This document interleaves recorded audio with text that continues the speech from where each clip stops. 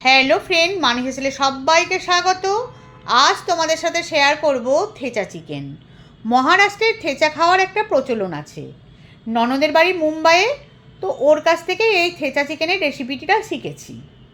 তাই ভাবলাম আমার বন্ধুদের সাথে এই থেচা রেসিপিটা শেয়ার করি। তো থেচা পনির দিয়েও খুব ভালো হয়, যারা নিরামিষ খায় তারা এই পনির দিয়েও ট্রাই করতে পারে। থেচা চিকেনের জন্যে আমার এই সব উপকরণ লাগবে। প্রথমে চিকেনটা আমি লেবুর রস, আদা, রসুন বাটা, নুন দিয়ে ম্যারিনেট করে রেখে দেবো 2-3 ঘন্টার জন্যে। এরপর থেচাটাকে তৈরি করব। কড়াই বসিয়ে তার মধ্যে সর্ষের তেল দিয়ে ওর মধ্যে গোটা জিরে দিয়ে দেবো, রসুন দেবো আর বেশি করে কাঁচা লঙ্কা দেবো, কারণ এতে ঝালের পরিমাণটা একটু বেশি থাকে। তবে যে যেমন ঝাল খায় সে সেরকমভাবে নেবে।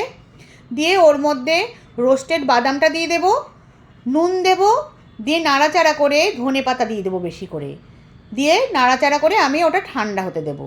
দিয়ে ঠান্ডা করে মিক্সিতে বা হামল দিস্তাতে একটু দানা দানা করে পিষে নেব বা থেতো করে নেব।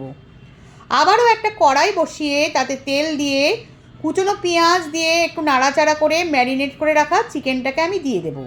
সামান্য নুন দিয়ে নাড়াচাড়া করে ঢিম আঁচে ঢাকা দিয়ে দেবো। বেশ কিছুক্ষণ পর ঢাকা তুলে দেখবো প্রচুর জল বেরিয়েছে। দিয়ে ওর মধ্যে আমি থেচাটাকে দিয়ে দেবো, সামান্য দেবো আর সামান্য রেখে দেবো। দিয়ে ওর মধ্যে টক দই দেবো জল ঝরানো, দিয়ে নাড়াচাড়া করতে থাকবো।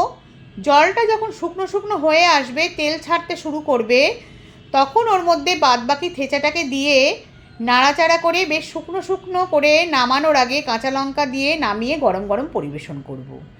যদি ভিডিওটা ভালো লাগে লাইক, কমেন্ট, সাবস্ক্রাইব করে দিও।